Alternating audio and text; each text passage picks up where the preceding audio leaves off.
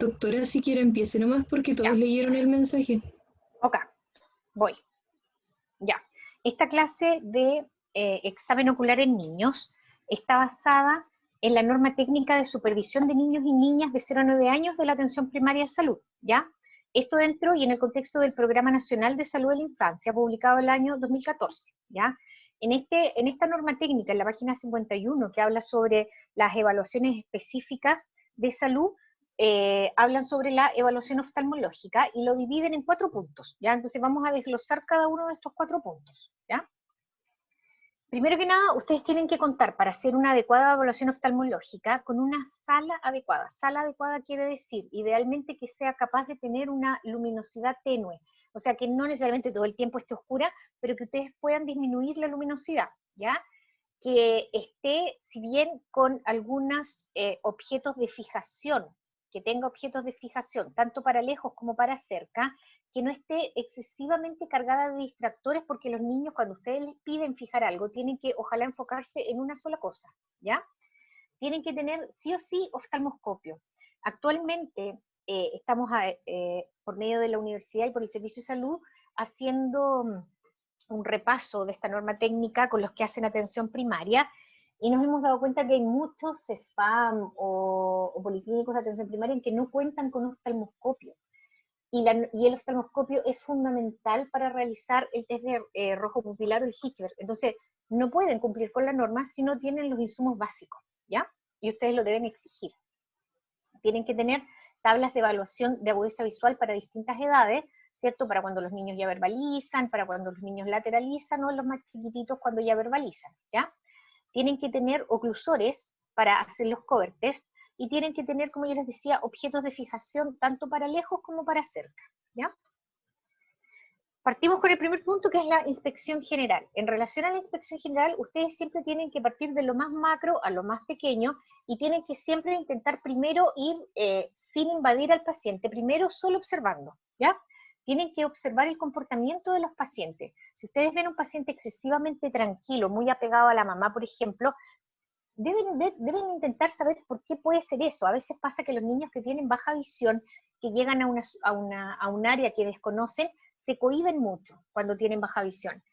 Por otra parte, hay niños que son más inquietos y que cuando tienen baja visión son muy torpes para deambular. Y hay otros que cuando ven muy poco, siempre quieren explorar todo con el tacto, entonces todo lo quieren intentar agarrar, ¿ya? Tienen que preguntar, después de observar al paciente, entre que él entra y mientras conversan con la mamá, ustedes están observando a este chiquitito, ¿ya? A los papás les tienen que preguntar por antecedentes familiares. Hay enfermedades oculares que tienen ciertas predisposiciones familiares, y hay enfermedades que tienen patrones genéticos de herencia bien claros, ¿ya?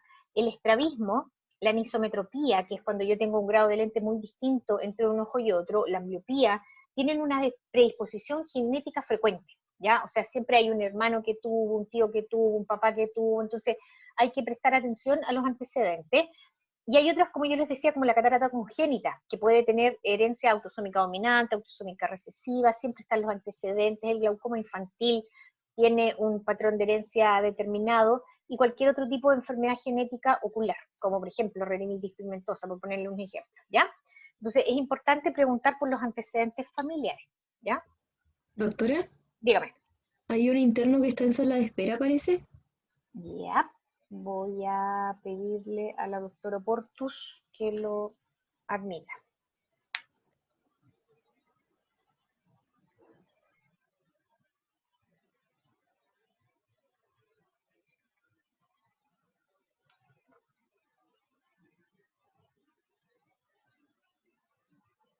Ahí entró, ¿cierto? Parece que sí, doctora. Muchas gracias. Me apareció el 21. A todo esto, chicos, interrúmpanme la cantidad de veces que quieran, pregúntanme lo que quieran, ¿ya? Ningún problema, cualquier cosa que no les quede claro, quieran ahondar más en lo que yo estoy diciendo, me interrumpen nomás, ¿ya? Ya, entonces, vamos a observar primero al paciente, ¿cierto?, cómo se comporta, y después empezamos de lo más grande, la cabeza. Observar la cabeza del paciente es importante porque el tamaño, por ejemplo, de la cabeza o la forma de la cabeza nos puede, por ejemplo, hacer sospechar anomalías craneofaciales, tan evidentes como un síndrome de Apert, un cruzón, o un poco más sutiles, como por ejemplo la plagiocefalia. La plagiocefalia es cuando hay cierre prematuro de suturas coronales en un lado de la órbita, y eso provoca con frecuencia una paresia de cuarto par de ese lado. Entonces el paciente, además de tener una especie de carita de media luna con una órbita más pequeña de un lado, tienen habitualmente posiciones de inclinación de cabeza para compensar estos cuartos pares, ¿ya? Entonces siempre tienen que observar a los pacientes que no tengan ni una posición viciosa de cabeza, que no esté con mentón bajo, mentón alto, girado, inclinado, etcétera, y observar también el tamaño y la forma, ¿ya? Doctora, Dígame. disculpe, hay otra No, persona dígame, en la dígame. sala de espera. Ya, ya. 2 segundos. Lo que pasa es que... Ahí entró. Me aparecen 23 ahora. Sí, gracias, doctora. Ya. Ya. Entonces, es importante, por ejemplo, cuando ustedes realicen los exámenes, que observen a los pacientes, ahí está, que observen a los pacientes en su posición viciosa y que observen siempre al paciente en PPM. PPM quiere decir posición primaria de mirada, o sea, el paciente erecto observando a 5 metros con la cabeza derecha, ¿ya? Este paciente, por ejemplo, si ustedes lo observan y le hacen un cover test en esa posición, el que el paciente está con la cabeza un poco inclinada y girada hacia izquierda, el paciente puede tener un cover test negativo. Ustedes ven que los reflejos corneales que se ven reflejados ahí están centrados en las pupilas, ¿ya? Pero si ustedes al paciente le enderezan la cabeza, ay, no quiere avanzar, ahí sí. Si el paciente endereza la cabeza, ustedes ven que empieza a aparecer un estrabismo, por lo tanto lo que él está evitando con esta posición viciosa o anómala de la cabeza es justamente tener que desviar sus ojos, ¿ya? Ustedes ven que aquí ese se mantiene todavía un poco dentro de la pupila, pero este ya se nos escapa. Y cuando ustedes hacen mirar al paciente hacia el otro lado, ustedes se encuentran con que definitivamente hay un estrabismo que se genera hacia el lado izquierdo y por eso él está girado hacia la izquierda para mirar con sus ojos en posición hacia la derecha, ¿ya? Entonces tienen que observar a los pacientes en distintas posiciones de mirada, observar la motilidad, como yo se lo voy a también nombrar más adelante, ¿ya? Cuando yo observo primero al paciente, si tiene alguna alteración de cabeza, alguna posición anómala, después tengo que observar la cara, ¿ya? Tengo que observar si existen o no anomalías orbitarias evidentes, si hay asimetrías en los párpados, si hay, por ejemplo, aumentos de volumen en los párpados, como en los casos, por ejemplo, de un neurofibroma plexiforme a nivel de párpado, que es uno de los criterios diagnósticos de neurofibromatosis. Tiene un párpado aumentado de volumen típico en forma de S itálica, ¿ya? Que los pacientes no tengan aumentos de volumen, por ejemplo, con hemangioma, que habitualmente van asociados a cambios de coloración también. Que el paciente no tenga tosis, o sea, que no haya un párpado más caidito, ¿ya? Y que idealmente, por supuesto, esa tosis además no cubra el eje visual. Una tosis que cubre el eje visual es un factor ambliopizante, o sea, podría hacer con que ese ojo no se estimule adecuadamente y se ponga, como comúnmente se le llama, flojo, ¿ya? Y pierda visión. Esto, por ejemplo, es un síndrome de Horner. Aquí, o sea, perdón, esto es una tosis, después les muestro el Horner. Aquí ven un hemangioma con un aumento de volumen, una tosis y además asociado a un estrabismo. Ustedes ven que este reflejo está centrado y este reflejo está hacia temporal porque el ojo está desviado hacia nasal, ¿ya? Entonces, yo sigo observando al paciente, después de ver la cabeza, la cara, las órbitas, yo me fijo en las pupilas, ¿ya? Las pupilas pueden tener distintas formas, entre una y otra, pueden ser asimétricas, pueden tener tamaños distintos, pueden tener coloración distinta, como esta heterocromía y esta alteración de la forma de la pupila, en que ustedes ven que la pupila se ve alargada hacia abajo, ¿ya?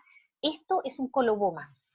Los colobomas afectan el tracto uveal y se pueden presentar desde el iris hacia la retina, hasta afectar incluso el nervio óptico y la mácula, ¿ya? Pueden presentarse, como yo les decía, asimetrías en las pupilas, como en el síndrome de Horner, en que hay una afectación de la cadena simpática cervical y que hay una pupila denervada para producir midriasis, y por lo tanto la pupila se queda en miosis, y se denerva también el músculo de Miller, que es un músculo que a través de inervación simpática ayuda al elevador del párpado superior a mantenerse más elevado. Entonces el paciente tiene tosis y miosis en uno de los lados, ¿ya? El problema de estas pupilas aquí no es que esta esté más grande, el problema es que esta no se dilata y está más pequeña, ¿ya? También al observar los globos y específicamente la pupila, ustedes pueden detectar, o sea, tienen que fijarse también en los reflejos fotomotores, que ambos reflejos fotomotores sean simétricos siempre. No importa el tamaño de la pupila, porque no todos tenemos el mismo tamaño de la pupila. Lo que importa es que ambas pupilas reaccionen de la misma manera y que ambas pupilas tengan el mismo tamaño. Eso es lo importante, ¿ya? También pueden evaluar, como yo les decía, nistagmus, como en este pacientito aquí, por ejemplo, que les voy a mostrar, si pudiera. Déjenme sacar. ¿Le tengo que poner marcador? No. No es eso. ¿Cómo saco el puntero de aquí? Tiene que seleccionar de nuevo dónde está apretado, ¿no?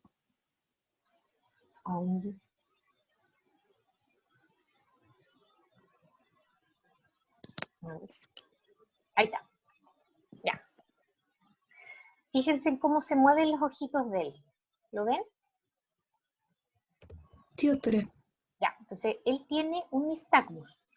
Los nistagmus pueden tener distintos orígenes, ¿ya? Los nistagmus pueden ser congénitos, esenciales, o sea, no estar asociados a nada, o pueden tener alguna patología ocular, habitualmente bilateral, que desarrolla el nistagmus y que habitualmente está asociado a baja visión, ¿ya? Como por ejemplo, albinismo, hipoplasia nervio óptico bilateral, aniridia, alteraciones maculares bilaterales como cicatrices por toxoplasmosis. Entonces, cualquier alteración congénita bilateral de la vía visual que baje la visión puede estar asociada a nistagmus, ¿ya? En este caso, este chiquitito, yo les voy a mostrar una transiluminación. Cuando ustedes ven la biomicroscopía de él, ustedes ven ahí la pupila, ¿cierto? Y la pupila se transilumina con la luz del biomicroscopio. Lo que no tiene que pasar es que el iris se transilumine. Y ustedes ven aquí en la periferia cómo el iris se transilumina. ¿Se fijan? ¿Lo lograron ver? ¿Sí o no? ¿Ven ahí? Ahí mira que se ve como naranjito ahí en el borde. ¿Lo ven? ¿Dónde está la manito? Miren. Miren, esperen. Él mueve el ojito y se ve. Se los voy a mostrar de nuevo. Miren, ahí en el borde, ¿ven que se ve naranjito? ¿Ahí lo ven? Se ve como rojito en el borde del iris. Sí. En el borde del iris se ve que se transilumina la retina, mira, ahí. ¿Se fijan? Ya, eso no tiene que pasar de manera normal. El iris no transilumina. El iris solo transilumina en los pacientes albinos, ¿ya? Entonces, lo que él tiene es un albinismo ocular. Él no es un albino oculocutáneo. Ustedes ven que los fanerios sí están pigmentados, pero lo que no tiene pigmento es solo el ojito. Entonces se ve un ojito de color claro, pero no como el albino, ¿ya? Y los pacientes albinos habitualmente tienen hipoplasias de fobia, tienen fobias mal formadas con baja visión, y eso deriva en el nistagmus, ¿ya? Ya, entonces pasamos de la inspección general ahora al test de rojo pupilar. ¿Alguna duda sobre la inspección general? ¿No? Doctora, yo tengo una pregunta, disculpe. Cuando nos dijo que había coloboma, si el coloboma llega, por ejemplo, hasta la retina, ahí ya tendría un problema de visión, puede tener, y cualquier coloboma deberíamos derivárselos a ustedes para que lo descarten que tenga problemas de visión, ¿cierto? Sí, es que mira, los colobomas, yo te voy a decir uno de los signos que te pueden dar los colobomas, porque los colobomas pueden afectar desde la pupila hacia atrás, o afectar solo atrás sin la pupila, o afectar sin la pupila sin la retina. ¿Se entiende?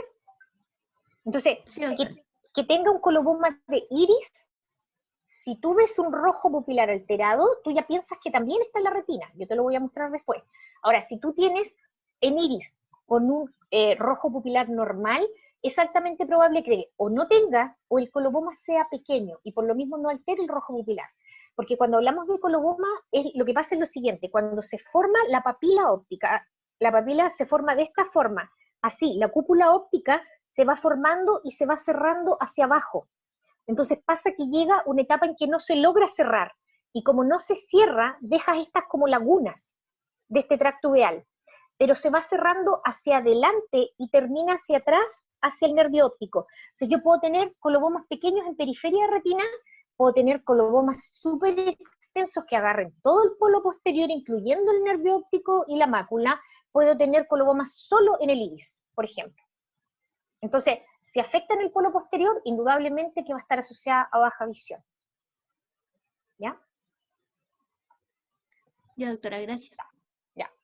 Entonces, en el test de rojo pupilar, o test de Bruckner, lo que yo hago es ver a través del oftalmoscopio. No se usa el oftalmoscopio como linterna, yo veo a través del oftalmoscopio un reflejo rojo en la pupila producido por la retina al incidir la luz en ella. A la luz, al atravesar todos los medios transparentes, rebota en la retina y me devuelve ese reflejo rojo. Es el típico reflejo rojo de las fotografías por los flashes, ¿ya? Si ustedes ven, por ejemplo, este paciente, cuando ustedes miran a través del oftalmoscopio, además de ver el rojo pupilar, ustedes ven esa luz reflejada en la córnea, en este punto blanco. Y ese es el Hirschberg, y yo se los voy a mostrar después, ¿ya? Entonces, cuando yo realizo un rojo pupilar adecuado, estoy además al mismo tiempo evaluando el Hirschberg. Y el Hirschberg lo que evalúa es este reflejo corneal, si es simétrico o no en relación a la pupila, ¿ya? Entonces, en este paciente, yo tengo un rojo pupilar del mismo color del otro lado, con un reflejo corneal centrado, solo que con una pupila más pequeña. ¿Se fijan? Entonces, yo a través de un test de rojo pupilar puedo evaluar muchas cosas, especialmente en nuestra población, en que la gran mayoría no somos de ojitos azules, nosotros somos oscuros. Entonces, de repente cuesta evaluar la pupila, cuesta evaluar si el reflejo está o no centrado en la pupila, porque no logras diferenciar la pupila del iris por coloración, ¿ya? Entonces, cuando yo hago el rojo pupilar, la pupila se me pinta de naranjo, ¿ya?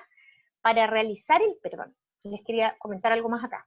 El test de rojo pupilar, como se refleja la luz en la retina, el qué tan intenso, qué tan rojo o qué tan más o menos rojo sea, va a depender mucho de la coloración de mi retina en relación a la cantidad de pigmento que yo tenga en el epitelio pigmentario. Entonces, no importa la tonalidad del rojo entre paciente y paciente, lo que importa es que cada paciente sea simétrico entre los dos ojos.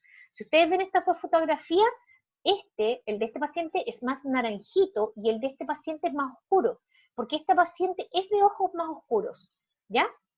Entonces, por eso en este paciente se ve más clarito ese rojo. Entonces, de nuevo, esta paciente tiene las pupilas más grandes, pero los reflejos están centrados, los reflejos corneales, y además sus rojos pupilares son simétricos.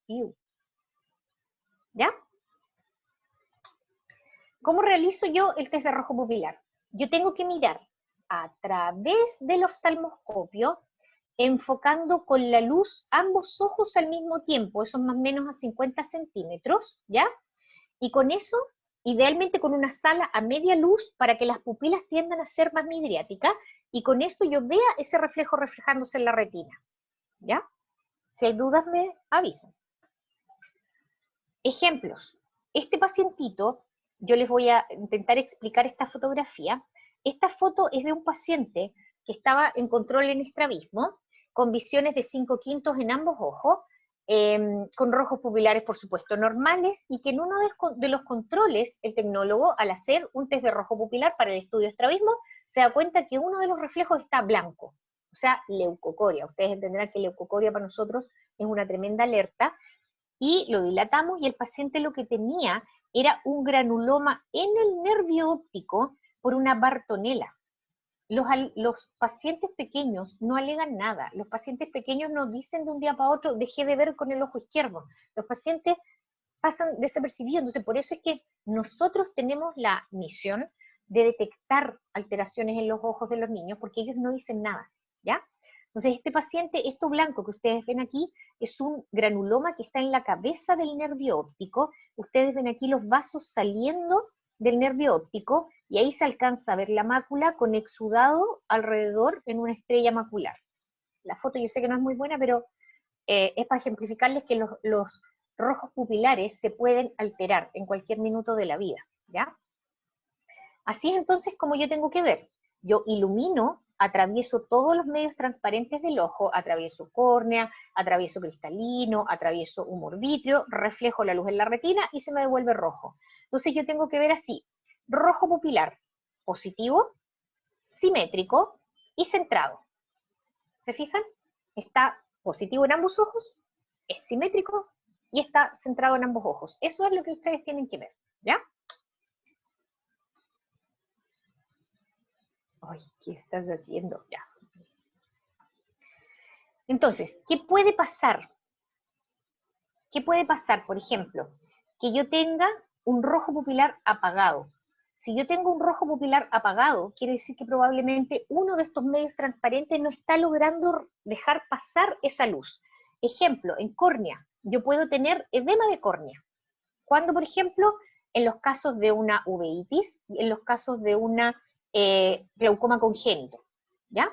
¿Cuándo puedo tener, por ejemplo, el cristalino opaco? En los casos de catarata, que también puede ser catarata congénita. ¿Cuándo puedo tener el vítreo opaco? Cuando tengo, por ejemplo, hemorragias vítreas, ¿ya? Cuando yo veo una pupila no apagada, sino que blanca, esto es una leucocoria. En casos de retinoblastoma, que para nosotros es una urgencia oftalmológica, tienen que ser derivados con urgencia, todas las leucocorias que ustedes pesquisen, es mejor que las manden a urgencia y que nosotros digamos, no es un retinoblastoma, a que haya sido un retinoblastoma y no se haya tratado a tiempo, ¿ya? El retinoblastoma es el tumor intraocular más frecuente en los niños y tiene un riesgo de vida importante, ya con diseminación y metástasis, entonces es importante tratarlo a tiempo, ¿ya? Y lo otro que te puede hacer ver esa leucocoria, entre otras cosas, como yo les mostré este granuloma por Bartonella, es el coloboma, porque en el coloboma tú dejas toda transparente la esclera, no tienes la retina, ni el epitelio pigmentario, ni la uvea, y lo que tienes es solo la esclera expuesta. Entonces, eso te hace dar un reflejo blanco en el fondo del ojo, ¿ya? Y lo otro que puedes tener, por ejemplo, son reflejos asimétricos, que ambos estén presentes pero que no sean iguales, como por ejemplo en los casos de anisometropía, que es cuando un grado de lente es muy distinto del otro. En ametropías muy altas, por ejemplo, altas miopías o altas hipermetropías, tú puedes ver los reflejos más apagados y más tenues, pero generalmente simétricos si no hay una diferencia importante entre un ojo y otro. Si hay diferencia importante entre un ojo y otro, tú los vas a ver asimétricos esos rojos pupilares, ¿ya? Entonces esto, como modo de resumen, el rojo pupilar es importante para detectar patología ocular que causa alteración de medios transparentes del ojo, como patologías que puedan afectar a la retina, ¿ya? Es importante detectar alteraciones de rojo pupilar causadas por leucomas, que son las opacificaciones de la córnea, por catarata congénita, porque deben ser tratados a tiempo, antes de las 8 semanas de vida. En los primeros 2 meses las cataratas congénitas deben ser tratadas, derivadas y tratadas, ¿ya? Colobomas y retinoblastoma. Perdón, alguien me preguntó antes por qué era importante derivar los colobomas. Los colobomas son importantes derivarlos porque el coloboma no tenemos cómo revertirlo, pero el coloboma sí puede empeorar o causar otras alteraciones. Por ejemplo, pueden un coloboma hacer membranas neovasculares en las zonas de la periferia del coloboma, que si bien al principio no afectan visión, después sí la pueden afectar. Los colobomas pueden presentarse con desprendimientos de retina y pueden asociarse a síndromes, ¿ya? Ejemplo, el FACES, que son hemangiomas con colobomas, el CHART,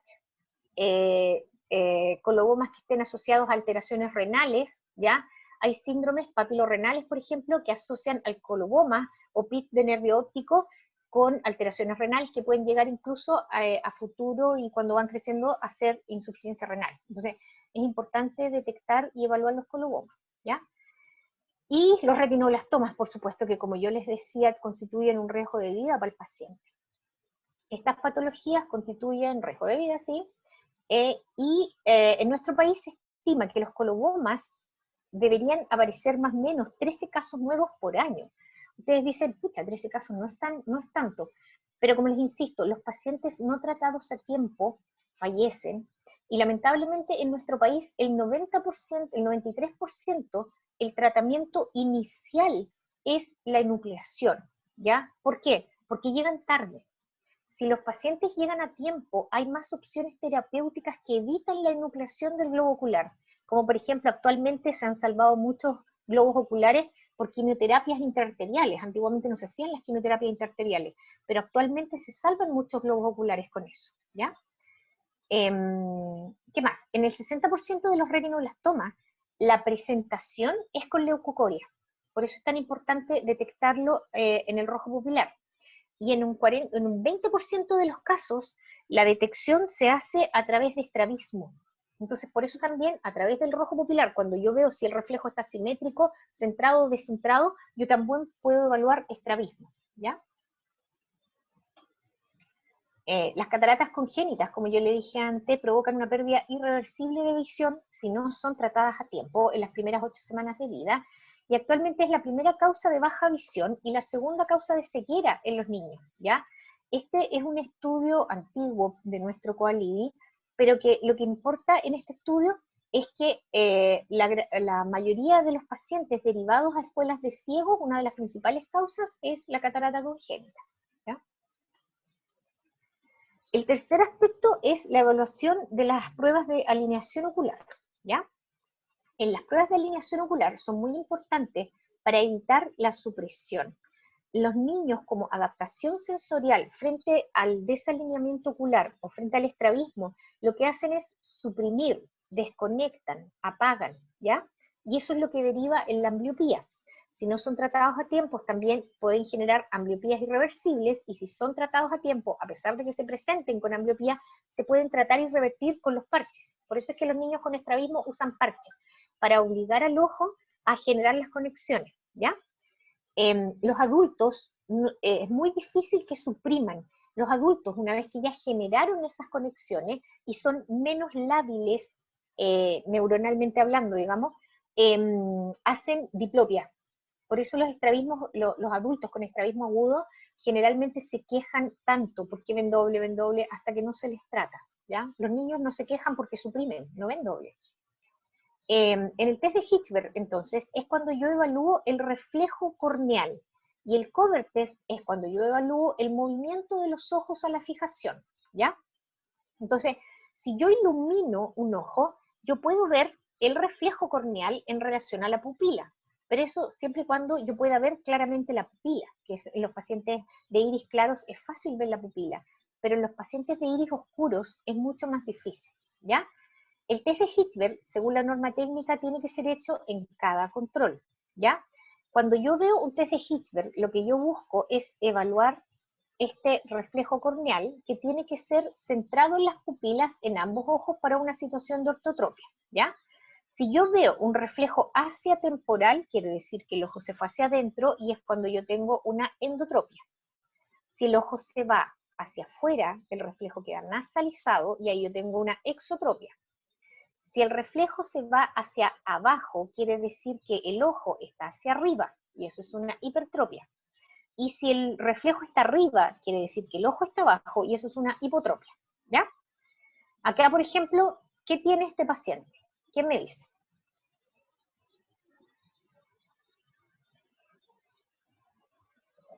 En la primera foto. En la primera foto. ¿Qué tiene? ¿Una endotropia? ¿De ojo? De ojo derecho. Endotropia de ojo derecho, ¿cierto? Clarito. El segundo paciente. Una exotropia de ojo derecho. Incluso es una exohipotropia, porque fíjate que además de irse hacia temporal, se va un poquitito hacia arriba. Entonces tiene una exohipotropia de ojo derecho, ¿ya? Y el tercer paciente.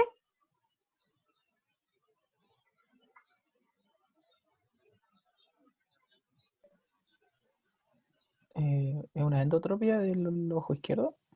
¿Ya? ¿Alguien más? Podría ser un... También del ojo derecho. Del ojo izquierdo. ¿Podría ser, perdón? Un pliegue del epicanto del ojo Podría izquierdo. ser. Sí. ¿Y cómo salgo de esa duda?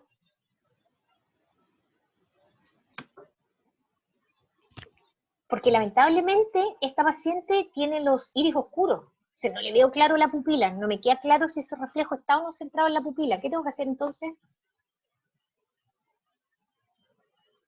un test de rojo pupilar, porque cuando le haga el test de rojo pupilar, esta pupila se me va a pintar de rojito y yo voy a ver el reflejo dentro de esa pupila pintada de rojito, y esta pupila se me va a pintar rojita y voy a ver ese reflejo dentro de ese reflejo corneal dentro de esa pupila. Y me voy a dar cuenta que ambos ojos tienen los rojos pupilares positivos, simétricos y centrados. Lo que ella tiene, como dijo, creo que fue Felipe, un epicanto, ¿ya? Entonces, este plieguecito que viene del párpado cayendo hacia arriba es el epicanto y es una de las principales causas de pseudoestrabismo. Esta es la típica foto que traen los papás. Cuando los niños miran un poco de lado y les sacan la foto, se les pierde aquí la parte blanca, pero es que está escondidita debajo de ese pliegue y por eso da la impresión de que el ojo está más para adentro, pero en realidad no está para adentro, ¿ya? Ese es un pseudoestrabismo. Entonces, por eso el rojo pupilar en nuestros pacientes especialmente les ayuda tanto a ver si está definitivamente o no centrado ese reflejo corneal, ¿ya? Doctora, al hablar de Dígame. endo o exotropia, ¿es lo mismo que hablar de endoexoforia? No, lo que pasa es que es lo siguiente. Cuando tú hablas de tropia, tú hablas de un desvío permanente.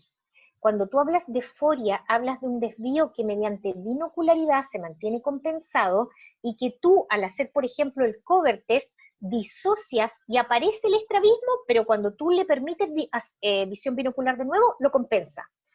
Las forias son propias de los estrabismos intermitentes. Los voy a mostrar también un poquito más adelante, ¿ya? Pero cuando tú hablas de exoforia, es un estrabismo intermitente. Y cuando hablas de exotropia, es un estrabismo permanente. Ah, ¿Ya? perfecto, gracias. Ya. Entonces, en este paciente, ¿qué ven ustedes? ¿Qué me pueden decir de ese rojo pupilar?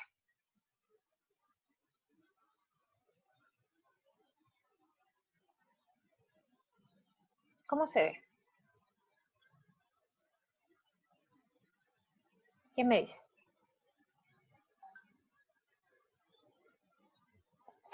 Se ve positivo, simétrico y centrado. ¿Ya? Está bien. ¿Cómo se ve ese?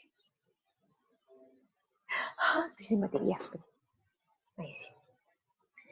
Ese segundo paciente también, positivo, simétrico y centrado. Positivo, simétrico y centrado. Fíjense que todos los rojos son distintos, pero lo importante es que cada paciente tenga el mismo rojo entre sus dos ojos, ¿ya? Positivo, simétrico y centrado. ¿Qué pasó ahí? Tiene una leucocoria. Tiene una leucocoria en el ojo derecho, y si se fijan en el izquierdo, se ve una media luna, media blancuchita abajo, ya. Ese es el mismo paciente que yo le mostré con sus iris con coloboma. Lo que pasa es que aquí lo tenemos un poco dilatado, y por eso no se alcanza a ver que hacia arriba la pupila está bien, digamos, sino que es hacia abajo nomás que falta, y él tiene efectivamente colobomas en la retina, y por eso es que aquí se ve blanco, y aquí se ve medio blanco, porque tiene ambas retinas con coloboma, solo que el coloboma afecta todo el polo posterior en el ojo derecho y solo la retina periférica en el ojo izquierdo. ¿Ya? Entonces, esta es una leucocoria de un paciente con coloboma. ¿Y ahí? Igual una leucocoria del ojo del ojo derecho.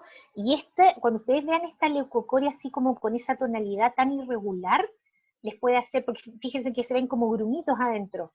Eso es súper típico de los pacientes con retinoblastoma, ¿ya? Entonces, el cover test, que es el otro test para evaluar alineación ocular, primero tienen que tener pacientes con una agudeza visual mínima como para fijar y que les pueda colaborar. Cuando los pacientes son de repente muy mañosos o muy chicos, muy guaguitas, no les van a colaborar con el cover test, ¿ya? Pero siempre se puede intentar hacer, ¿ya? Tienen que tener, como yo les decía, objetos de fijación, tanto para lejos como para cerca, y ustedes pueden detectar estrabismos manifiestos, tropias, o estrabismos intermitentes, que son tropias intermitentes o forias. Este paciente, por ejemplo, ¿qué tiene? Ahí arriba, ¿qué tiene?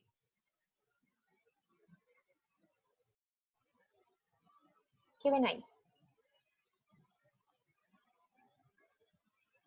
¿Quién me dice? ¿Es una exotropia? Exotropia ojo izquierdo, ¿cierto? Entonces, él mira con el ojo derecho. Si yo le tapo el ojo derecho con el oclusor, él tiene que venir a mirarme con el izquierdo, ¿cierto? Si yo le destapo el ojo derecho y él vuelve a desviar el izquierdo, quiere decir que probablemente su ojo izquierdo no ve tan bien como su ojo derecho y él retoma la fijación del ojo derecho. Ese es su ojo fijador y preferente, ¿ya? Porque también puede pasar que yo le ocluya el ojo derecho y le desocluya el derecho y él se quede fijando con ese ojo. Eso quiere decir que probablemente eso es una exotropia alternante, o sea, quiere decir que ambos ojos ven bien y le da lo mismo con cuál de los dos mirar, ¿ya? Las pruebas de oclusión en los niños que no verbalizan o en los más chiquititos te pueden hacer sospechar baja de visión en los bebés. ¿Por qué? Porque si un paciente, por ejemplo, yo le tapo el ojo que está desviado o el ojo que ustedes ven con alguna alteración de rojo pupilar o algo por el estilo, si yo lo ocluyo y el paciente no tiene ninguna reacción porque con su ojo bueno me ve bien, perfecto. Pero si le ocluyo el ojo bueno, se va a desesperar porque con el otro ojo no ve. Entonces, la respuesta a la oclusión les puede hacer sospechar alteración de visión en uno de los dos ojos cuando sospechan alguna alteración ocular, ¿ya? Acá, por ejemplo, este es un paciente que en condición de binocularidad está en ortotropia, ¿cierto? Está con los dos ojos derechos.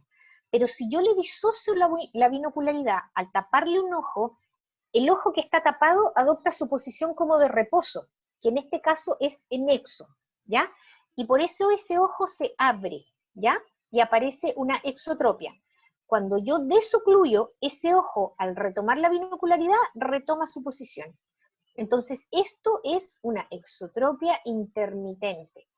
La diferencia entre una exoforia y una exotropia intermitente es una cosa de práctica y semántica en el sentido de cuánto se demora el paciente en retomar su binocularidad. En la exoforia, tú lo ocluyes, le sacas y el paciente ¡pum!, inmediatamente retoma. Eso es una foria. En cambio, en la atropia intermitente, tú lo ocluyes y el paciente como que se queda y como que tiene que pestañear y como que le tienes que llamar la atención y ahí retoma su posición de ortotropia, ¿ya? Pero la intermitente y la foria son parecidas, ¿ya? Esta paciente, por ejemplo, cuando ustedes la tienen en condición de binocularidad, está en ortotropia, tiene sus reflejos ambos dentro de las pupilas, pero después de que le ocluyen el ojo izquierdo, ese ojo se queda en tropia unos segundos hasta que pestañea, o ustedes le llaman la atención, y entonces es capaz de nuevo de retomar su posición. Entonces esto es una exotropia intermitente, ¿ya? Los covertes pueden ser simples o alternados. En el simple era lo que yo les estaba diciendo, ustedes ocluyen un ojo y desocluyen, ocluyen y desocluyen. Y en el alternado es el que más disocia, porque no le dan posibilidad al paciente de que vea con los dos ojos, porque le tapan y le destapan los dos al mismo tiempo. Entonces, una vez que lo tienen disociado, es cuando ustedes ven la máxima expresión del estrabismo, porque podrían tener una atropia y una foria de base que aumente el estrabismo una vez que ustedes les hacen el cover test, ¿ya? Pero ustedes van a ver el cover test un movimiento, sea que el ojo viene de afuera hacia adentro, porque estaba en posición de exo, y ahí ustedes van a decir que el paciente tenía exo. Si le hacen el cover test y el paciente mueve el ojo de adentro hacia afuera, quiere decir que tenía una endo, ¿ya? O de arriba hacia abajo, de abajo hacia arriba, y va a depender de la posición del globo, ¿ya? Doctora, Dígame. ¿hay algún grado de progresión entre una foria y una atropia? Sí. Las exotropias intermitentes naturalmente, de hecho, parten como forias. Por eso las exotropias intermitentes se diagnostican habitualmente entre los 2,5 y los 4 años, porque inicialmente los niños lo controlan muy bien y no se notan. Y los papás de repente te dicen, es que de repente le noto algo, es que de repente como que mira raro, porque lo hacen tan intermitente, tan pequeño y tan fácil lo controlan que no se nota. Entonces, si tú no tratas una exoforia, puede terminar en una exotropia intermitente, y una exotropia intermitente maltratada puede terminar en una exotropia permanente. Es como que se va disociando y descompensando esa capacidad de control, ¿ya? ¿Alguna otra pregunta? Okay. Y eso es de resorte de especialista, ¿cierto? Sí, de especialista. ¿Y eso se trata como con ejercicio o con medicamento? Depende porque hay, a ver, los medicamentos, podrían ser, pero es que depende de qué tipo de medicamento estemos hablando. En general, todo depende mucho de la edad, depende del ángulo del estrabismo, porque no es lo mismo hacer una foria de 20 que hacer una foria de 50, ¿ya? A ángulos más grandes es más difícil el control. Ángulos grandes tú sabes que alguna vez va a terminar descompensado y va a terminar en cirugía, pero inicialmente tú tienes que hacer todo lo que esté a tu alcance para tratar de que el niño lo controle mientras crece, y entre más grande llega a cirugía, en el caso de la exotropia intermitente, mejor, ¿ya? Las endotropias tú las operas precozmente, las exotropias intermitentes intentas dilatarlas, ¿ya?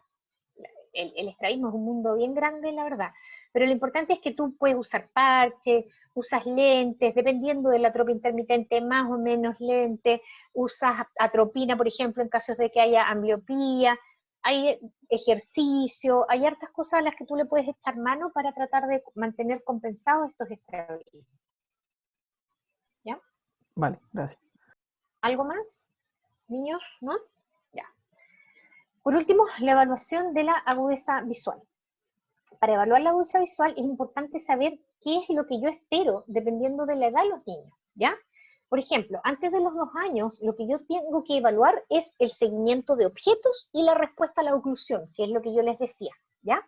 Entre los 2 y los 3 años, cuando los niños ya verbalizan, utilizo las tablas de dibujos, que no necesariamente lo tienen que verbalizar. Yo en las tablas de dibujo, yo les dibujo en una hoja de papel los dibujos del proyector y se los paso a los niños y les digo que me vayan indicando con su dedito qué dibujo están viendo, porque de repente ellos no quieren hablar nomás, pero sí te indican en el papel. Entonces, siempre también tienes que encontrar una forma de intentar evaluar esa agudeza visual, ¿ya? Entre los 3 y los 5 años, que habitualmente de los 3 y medio en adelante los niños desarrollan la lateralidad, tú puedes evaluar la agudeza visual con la tablita de Tamblyn que se llama, que es la de las E, ¿ya? Hacia arriba, hacia abajo, etcétera.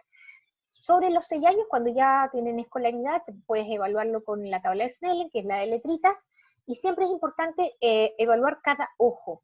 Un paciente que tú lo evalúas de manera binocular podría estar viendo perfecto con un ojo y nada con el otro, y él no te va a decir eso. Entonces tienes que evaluar ambos ojos, ¿ya?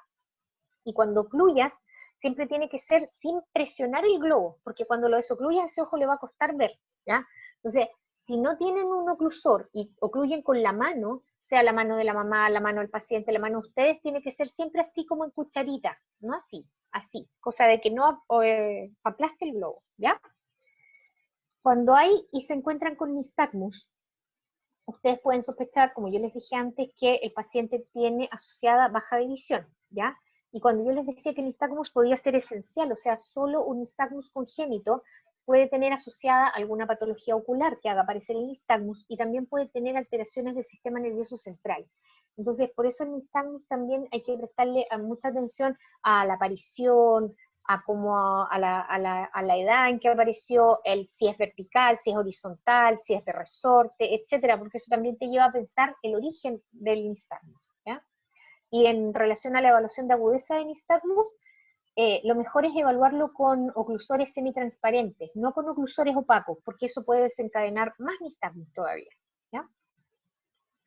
Cuando los bebés nacen, la agudeza visual de ellos es de más o menos movimiento mano, cuenta dedos, o sea, ellos ven poquito, ¿ya? Si yo le pudiera realizar una evaluación de agudeza con Teller, ellos verían más o menos 20/800, considerando que nosotros los adultos vemos 20/20, ¿ya? Después les voy a mostrar el Teller. Y esto se debe mucho a inmadurez de los centros visuales encefálicos, ya como el cuerpo geniculado lateral, la corteza estriada, no existen casi reflejos optomotores, sí reflejos automáticos, posturales, ojos de muñecas y nistagmus optokinéticos, ¿ya? Entre las primeras 6 semanas empiezan a aparecer movimientos sacádicos o espasmódicos que intentan hacer una especie de recuperación de fijación ocular, pero es después de las 6 semanas y pasadas las 8 que se establece la fijación foveal, y recién ahí ellos empiezan a hacer movimientos de seguimiento. Entonces yo no puedo en un recién nacido evaluar seguimiento, porque no lo va a ver, ¿ya? Los primeros 2 meses de vida es un periodo crítico de desarrollo visual, y la agudeza visual mejora rápidamente después de este periodo crítico de visión y lentamente después de él, ¿ya? Entonces llega más o menos a 20/100 al año, a 20/30 a los 3 años, y recién a los 4 años, y de los 4 años en adelante, yo le exijo a los niños el 20/20, no antes, ¿ya? Y también digo, cuando digo después de los 4, es porque no todos maduran visualmente, como no todos hablan al mismo tiempo, ni caminan al mismo tiempo, no todos visualmente maduran justo a los 4, sino que pasadito los 4, ¿ya? Entre los 2 y 3 meses de edad, yo comienzo a establecer esta fijación central y este seguimiento, y tiene que estar completamente establecida entre los 5 y los 6 meses. O sea, bebé que a los 5 o 6 meses no sigue objetos, estamos con problemas, y hay que derivarlo, ¿ya? Al cuarto mes, cuando ya se terminan de desarrollar las fobias, pero siguen madurando hasta el segundo año, por eso la agudeza visual sigue mejorando, cuando ya están desarrolladas las fobias, los reflejos corneales tienen que ser centrados. Entre el segundo y el tercer mes, cuando yo estoy recién desarrollando estas fobias, los reflejos pupilares pueden ser excéntricos, pero idealmente tienen que ser simétricos. Si los dos están más para afuera, bien. Si los dos están más para adentro, bien, pero los dos iguales, ¿ya? Y después del cuarto mes, cuando ya desarrollé mis fobias y cuando ya tengo que tener seguimiento de objetos, mis reflejos pupilares tienen que ser centrales y simétricos. Cualquier cosa que no sea después de los 4 meses ni centrado ni simétrico es estrabismo, es anormal y se deriva en ese minuto. No se espera el año, no se espera que verbalice, no se espera nada, se deriva como estrabismo. ¿Ya? Doctora, Dígame. en la imagen de la diapo anterior. Sí, voy. Gracias. En este caso tampoco estarían centrados ambos, ¿no es cierto? Muy bien. ¿Qué es lo que viste ahí? Ahí vi, sería una Dale. Va bien. exotropía del ojo derecho, ¿o no? Exotropia de ojo derecho. Exotropia, perdón, se me fue el nombre. Exotropia de ojo derecho. Exacto. Súper bien. Claro, pero te diste cuenta que estaba descentrado. ¿Ves? Y eso ya, con eso estamos, no hay por pagar, estamos bien. Vamos bien. Ya. Gracias. Veamos estos dos. En la primera fotito, ¿qué ven? ¿Quién me dice? Endotropia de ojo derecho. Endotropia de ojo derecho, ¿cierto? La paciente tiene un epicanto, ustedes ven que hay un pliegue ahí que no deja ver bien el cantito del ojo, ¿se fijan? Pero alcanzamos a ver bien las pupilas y vemos ese reflejo descentrado en relación a este que lo vemos centrado, ¿cierto? Entonces ahí también tenemos claro que tiene una endotropia de ojo derecho. De nuevo, la misma paciente. Esta es la paciente del epicanto, que también te puede hacer confundir mucho. Y por eso a través del rojo es que yo hago aparecer esa pupila que en una primera instancia no logro evaluar bien, ¿ya? ¿Qué tiene esta paciente?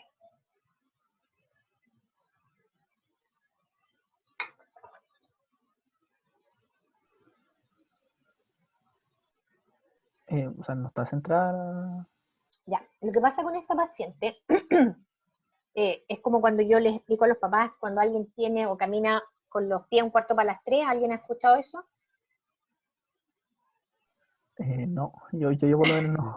Un cuarto para las 3 como uno cuando camina así como con las patas media, con las patas media abiertas. Uno no va con una para allá y la otra para allá, uno va con los dos para el frente. Puede pasar que los ejes visuales no coincidan con los ejes pupilares. Entonces, en este caso, por ejemplo, a ti te da la impresión de que ambos ejes están un poco descentrados hacia nasal. S y S. Ambos se ven descentrados, ¿te fijas? Pero son simétricos. Eso es lo que importa, que sean simétricos. Es más importante que queden tan centraditos, porque están los dos dentro de la pupila y los dos son iguales, ¿ya? Ahora, esta paciente también puede hacer confundir porque tiene ese picanto que te hace desaparecer ahí la parte blanca del ojo. Y como yo les explico a los papás siempre, y para que me crean que no tiene estrabismo, porque los pacientes al principio, los papás no te creen al principio, es levantarles ese pliegue. Cuando tú levantas ese plieguecito, aparece bien la esclera. ¿Te fijas? Y ahí es cuando tú con mayor fuerza, digamos, reafirmas que la paciente no tiene un estrabismo. ¿Ya? Esto para repasar las agudezas visual en el recién nacido, más o menos 20/400, al año 20/100, a los 2 años 20/40, a los 3 años 20/30 y a los 4 años en adelante el 20/20 del adulto. ¿Ya? Este es el test de Teller. Esto a mí me permite evaluar agudeza visual desde los 6 meses en adelante. Se llama test de mirada preferencial porque son unos cartones que en un lado tienen rayitas que se van adelgazando, igual como las letritas se van achicando, las rayitas se van adelgazando. Entonces, si ustedes se fijan en la tablita de abajo, están las rayitas, miren, pero apenas se ven. ¿Se fijan? Entonces, estos cartones en el centro tienen un hoyito, ¿lo ven? Entonces, cuando yo le presento el cartón al chiquitito, yo lo miro a través del hoyito y miro la reacción que él tiene. Y él siempre va a preferir mirar donde hay rayita que donde no hay rayita. Entonces, por eso se llama test de mirada preferencial, porque yo veo hacia donde él vio, ¿ya? El problema es que cuando se van achicando las rayitas, ellos dejan de verlas porque ya no las discriminan. Es igual como cuando se achican las letras y ya no las ven. Así mismo pasa con estas rayitas. Entonces, cuando ellos ya no discriminan, empiezan a jugar contigo porque tú te estás tapando atrás del cartón y empiezan a mirar para el techo y ya hasta ahí llegó el examen, ¿entiendes? Mientras ellos tengan la atención de las rayitas, tú les vas cambiando el cartón y ellos van mirando donde tú les vas presentando la rayita, ¿ya? Y eso te ayuda a determinar la agudeza visual.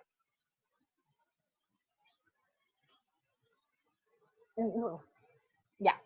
Entonces, lo importante de todo este examen es evaluar la alineación ocular, evaluar que no exista opacidad de medios y que no haya una asimetría en el estímulo visual, como por ejemplo una ptosis, una anisometropía, algo que me haga perder visión en un ojo.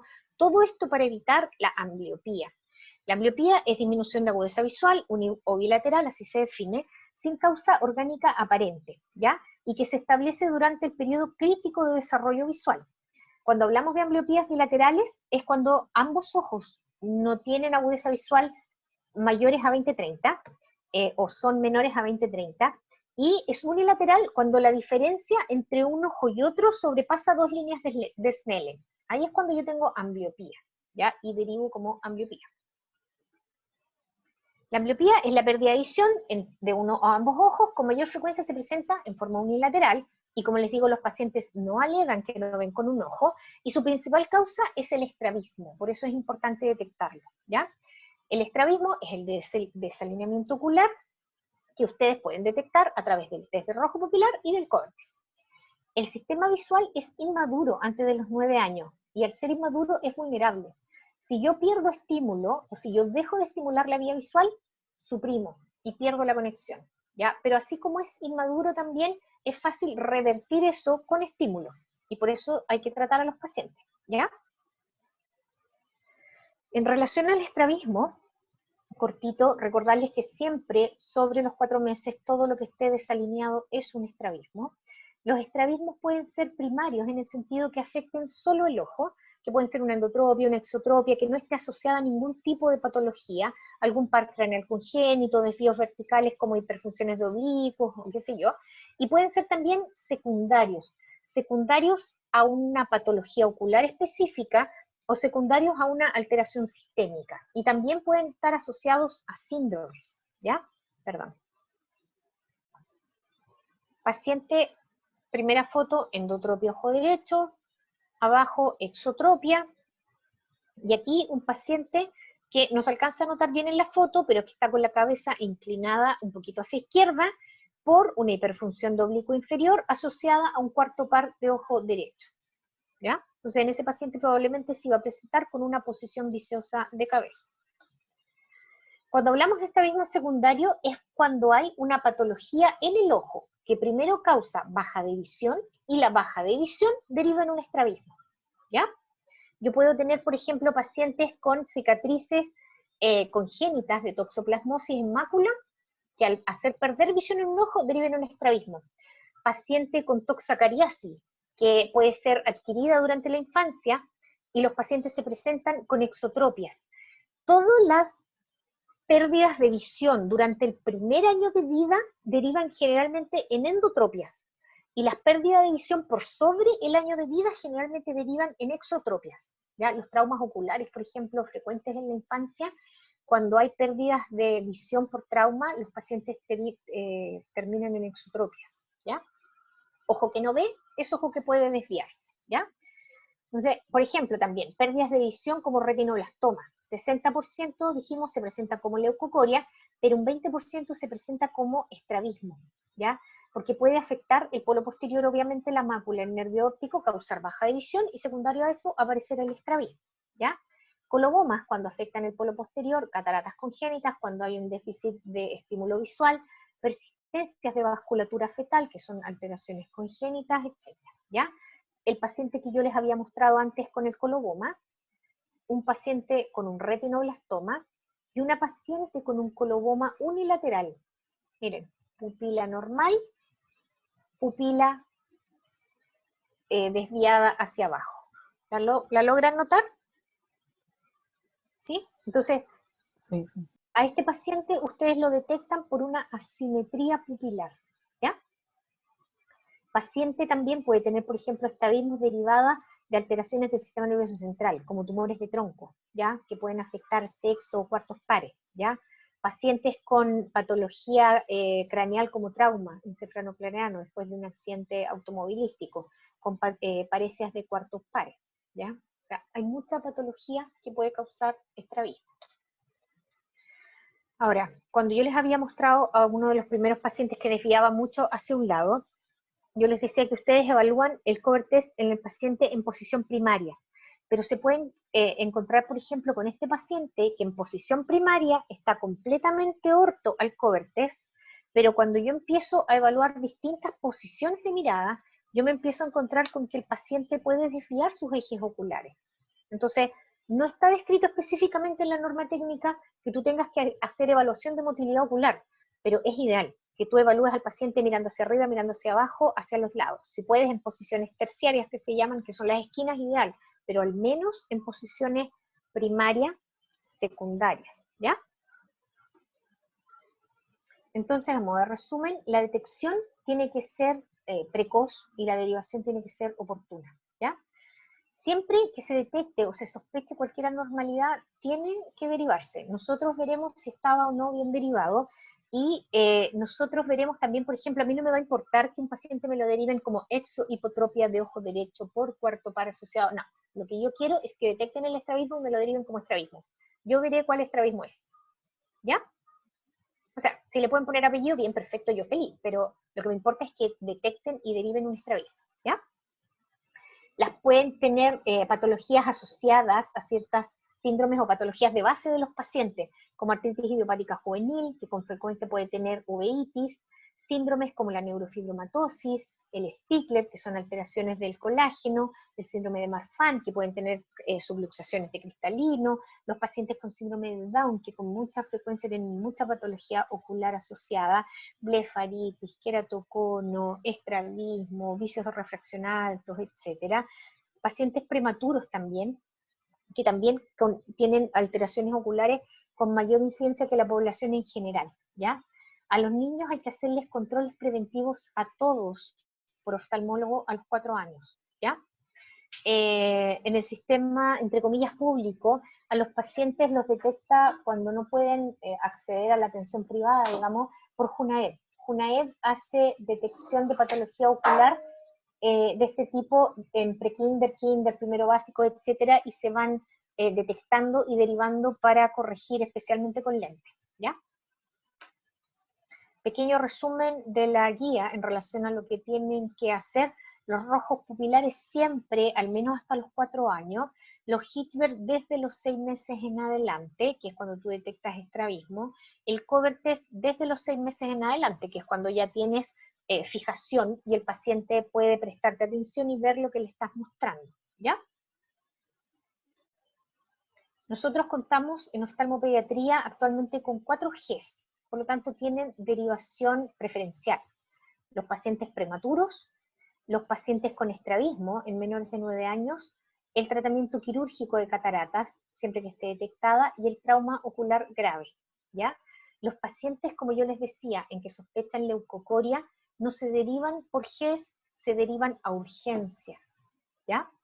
Es mejor detectar una leucocoria y que nosotros digamos no era un retinoblastoma, que se nos pase un retinoblastoma, ¿ya? Eso. La misma foto de la pacientita que yo les había mostrado antes, que tenía un hemangioma y un estrabismo, y ahí ya está operadita de su estrabismo. Su hemangioma antes era mucho más grande, ahí ya está tratada ese hemangioma. Y aquí, ¿quién me dice cuál es el error de esta foto?